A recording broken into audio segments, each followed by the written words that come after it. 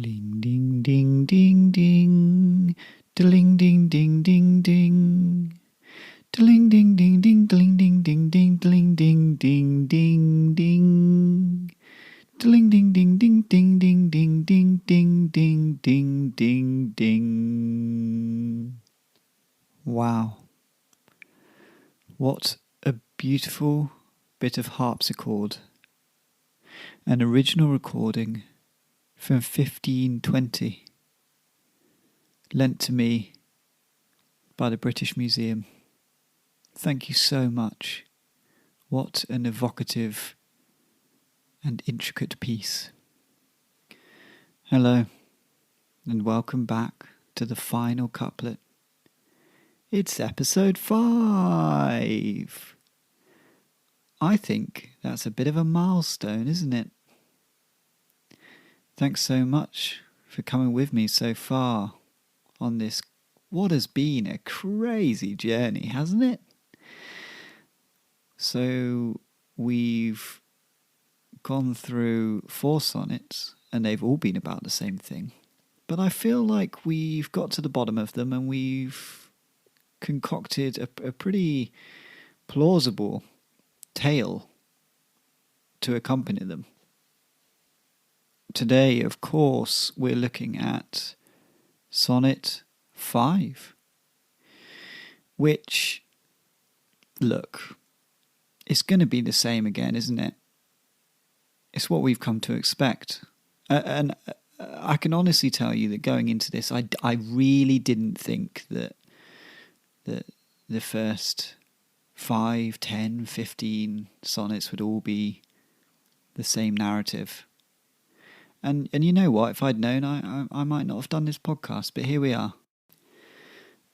And I like to think of these sonnets, if you'll indulge me for a moment, like a box set. So we're in series 1. We've had 4 episodes so far. You know, the pilot episode, which is very much the sort of trial.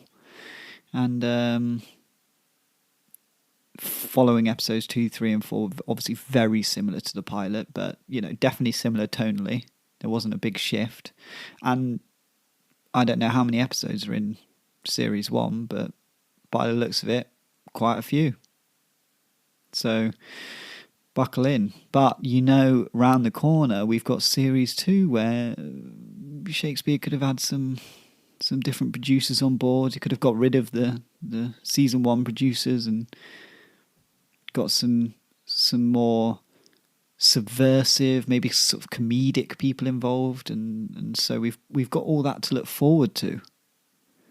So although we're deep into series 1 and it might seem like a bit of a struggle at the moment, we've got 2, 3, 4, 5 seasons round the corner. It's quite exciting, really. It's quite exciting. Anyway, let's take a listen to Sonnet 5, shall we? Sonnet 5. Those hours that with gentle work did frame the lovely gaze where every eye doth dwell, will play the tyrants to the very same, and that unfair which fairly doth excel. For never resting time leads summer on to hideous winter, and confounds him there, sap checked with frost, and lusty leaves quite gone, beauty o'ersnowed and bareness everywhere.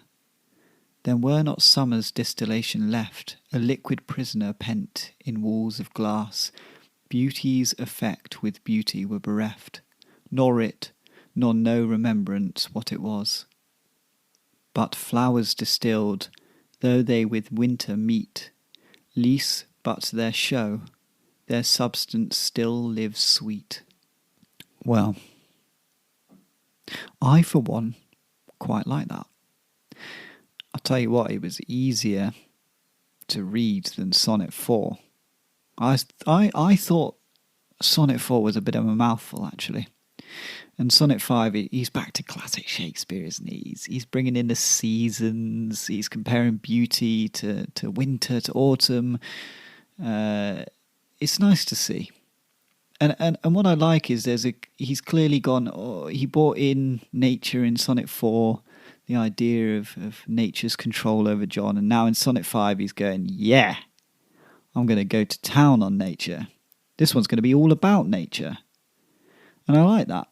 He's been influenced by his previous work, which is nice. Let's try and work out what it means, shall we? So, those hours that with gentle work did frame the lovely gaze where every eye doth dwell. So, those hours that with gentle work did frame. So that's sort of saying, the frame is John, I guess. Did frame. So this is sort of the creation of John. So gentle work creating John. Nature, I guess. Nature's creating John. The lovely gaze where every eye doth dwell. So everyone's looking at John. Because he's bloody lovely. We've gone through this, haven't we? He looks lovely. And he's been gently crafted by nature. Beautifully crafted, so that everyone just looks at him and goes, flippin' heck, look at him. We'll play the tyrants to the very same, and that unfair which fairly doth excel. So this is sort of contrast to the first two lines. So saying, those hours that initially they were great for you, weren't they? The initial hours of your life. I mean, hours, we're saying hours, we're talking thousands, aren't we here? But your early hours were great, and everyone looked to you and saying, oh, he's hot, isn't he? And then as those hours go on, because time doesn't stop, those hours will play tyrant, and they're gonna make you look horrible. They are gonna make you a hell of an ugly guy, actually. So that's just something to consider, isn't it, John? All right? For never resting time leads summer on to hideous winter and confounds him there. So that's sort of, the same thing really, isn't it? It's that time, summer is lovely. We all love summer. We all love it. But after summer comes winter. That's not actually true, Shakespeare, because after summer comes autumn. So you've got it wrong. But I'll forgive you because you're trying to make a point. And autumn's nice as well, so it wouldn't really work as well. But he's saying, after summer, after the lovely summer months comes horrible, harsh winter. So your beauty will turn horrible again. Sap checked with frost and lusty leaves quite gone. Beauty o'ersnowed and bareness everywhere. Jesus Christ. That's bleak, isn't it? Same meaning though, really, isn't it? It's just sort of flowering it up a bit. So it's going sap checked with frost. So, everything's just, what was sap, lovely sap is now sort of freezing over. Lusty leaves. So that's saying, sort of all that sex you were having, quite gone. Quite gone. So all the lust is dead, gone, left you. That's autumn though, really, isn't it? So interesting, he's gone back to autumn there. So it's good to see autumn is included. Beauty o'ersnowed and bareness everywhere is just brutal, isn't it? All that beauty just gone and bareness, bloody hell. He's not holding punches on this one, is he? So I'm going to read the next 4 lines because I think they all sort of mean the same thing. They need to be read in the same chunk. So it's, then were not summer's distillation left, a liquid prisoner pent in walls of glass, beauty's effect with beauty were bereft, nor it nor no remembrance what it was. So this is quite a nice image, I think. It's sort of summer or John's beauty being sort of enclosed in this wall of glass. So I picture it sort of like one of those snow globes, maybe. In its kept prison, it's sort of encased by winter, till slowly you can't even remember what your beauty was. You can't even remember how hot you were. Then, of course, the final couplet. But flowers distilled, though they with winter meet, least but their show, their substance still lives sweet. So here he's basically saying, look, you've got one last shot at this, right? Before winter creeps in and completely destroys your looks. There's still the flower there. You're still here with us, still hot, still looking lovely, still looking sexy, can still mate, can still have a child. You get it. So very similar, but I like this one. I like how he used the seasons here. I think it's going to hit home when John hears it. I hope, anyway. For God's sake, how many more of these can we have? Poor John's going to be absolutely peer pressured into having a kid at this rate. Ridiculous. Right, let's put this to a bit of a story, shall we? But first, a word from our sponsor. Come on down to the Nag's Head every Wednesday night from 5 to 7. It's penny a pint night. All the mead you could possibly drink. Come with your wife, come with your kids, come with everyone. Penny a pint night at the Nag's Head, 5 to 7. All you can drink. Lovely mead. See you there. Well, I sure know where I'm going to be on Wednesday night. Brilliant. Right, let's continue with our story, shall we? If you remember from episode 4, we left off with Bill and Ben. That's Ben Jonson and William Shakespeare reading Sonnet 4 in unison to John. Bill and Ben finish reading Sonnet 4. John looks up at them and says, "What the hell is this?" Bill and Ben look sheepishly at each other. John says, "I didn't know you were both in on this. This is ridiculous. That's 4 sonnets you've read me now. Haven't you got anything better to do?" Bill and Ben are speechless. They look at their shoes, their little high heels, sinking into the mud. John says, "Just leave me alone, all right? When the time is right to have a kid, I'll have a kid. Maybe, or maybe I won't. But it's not for you two little rats to decide, is it?" And he storms off, leaving Regent's Park. Bill and Ben look at each other. Maybe we've made a big mistake. Bill says, "Look, I know that didn't go down well, but I think I've got an idea."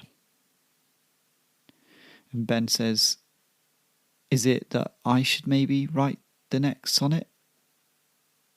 And Bill says, No, I definitely think I should still do the sonnets." And Ben says, "Okay, because I've got some pretty good sonnets back at home, if you wanted to read them." And Bill says, "Well, yeah, maybe just give them to my secretary, I suppose." Anyway, here's the idea. I go home and I pen Sonnet 5. Should only take a couple of hours. And then we hire a woman to read the sonnet to him. We set John up on a date with a lovely lady, who will read Sonnet 5 to him. I think coming from a woman, it will have more weight to it. And Ben says, what do you mean hire a woman? And Bill says, well, we'll hire an actress. And Ben says, what the hell is an actress? And Bill says, I just invented it. It's a woman who can act. And Ben says, I'm not sure about that, Bill. I don't think that's possible. And Bill says, well, we haven't tried, have we? And Ben says, why don't we just get a guy to do it, dressed as a woman, like we always do? And Bill says, I think we could hire a woman, an actress. It's a good word, isn't it? Actress. Do you get it? Because it's a female actor. And Ben says, I'm not sure about this, Bill. I'm not sure. Bill says, just leave it with me. And Ben says, okay, fine.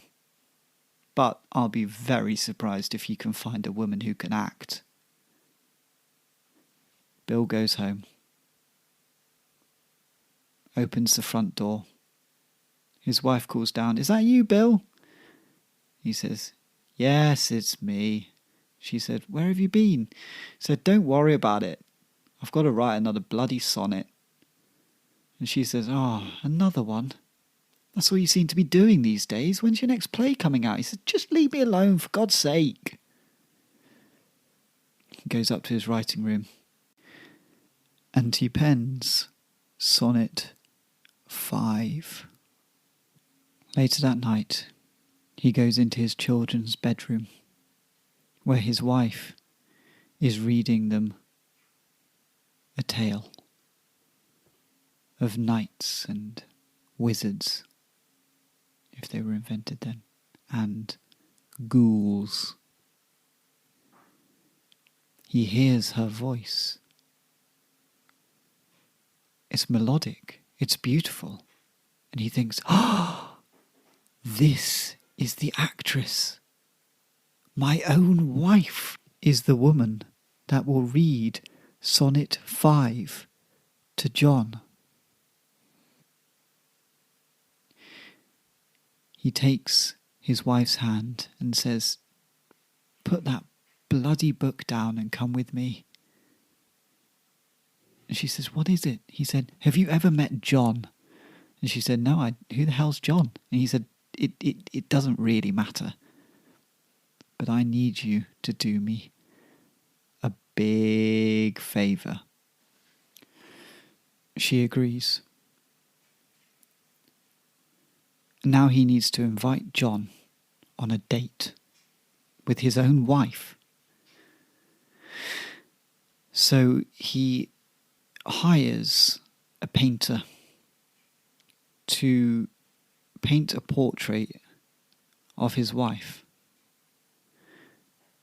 This takes absolutely ages,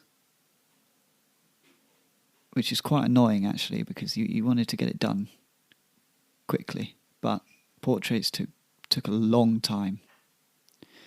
And of course this was before photographs. When the portrait was finished, he attached it to a note saying, like what you see? ? Meet me in the Nag's Head next Thursday. And he sends it to John's address. A week later, on Thursday, Shakespeare's wife sits waiting in the Nag's Head for John. John arrives and he is dressed to impress. His hair is slicked back. He wears a very fetching cravat and lovely little garters that are yellow and crossed with black. He walks over to Shakespeare's wife his little high heels clippity-cloppity on the wooden floor. He sits and says, "Wow, you look just as radiant as your portrait." Now, Shakespeare's wife has never seen John before, but she is absolutely blown away by his looks, because he is one of the most beautiful men in the world. And she suddenly starts shaking. She's thinking, God, how am I going to read this sonnet to this beautiful man? She breathes in. She collects herself and she says, I hope this isn't stepping over the line, but I've written you a little poem. And John says, how lovely. I didn't know you were a writer. And she says, I dabble. And he said, well, please, read away. So Shakespeare's wife stands up. And he says, oh, you're going to stand, are you? Okay. And she said, well, yeah, I prefer to stand when I deliver my poems. And she takes out Sonnet 5 from her back pocket and begins to read. Sonnet 5. You were crafted really well, so well that everyone looks at you all the time. But years will pass and eventually take those looks away from you and make you hideous. Summer is hot, like you, but winter is cold and ugly, like what you will become. You also won't be able to have any more sex, because your beauty will leave you and you will become barren. You won't even be able to remember how hot you once were. There is still some hope for you, but you've got to act quick and have a kid now. What a roller coaster of an episode. I, for one, am very excited to see how John takes that sonnet, because it's pretty blunt and to the point, isn't it? We'll find out next week. Until then, much love. Goodbye. Ding ding ding ding ding. Ding ding ding ding ding. Ding ding ding ding ding ding ding ding ding ding ding ding. Ding ding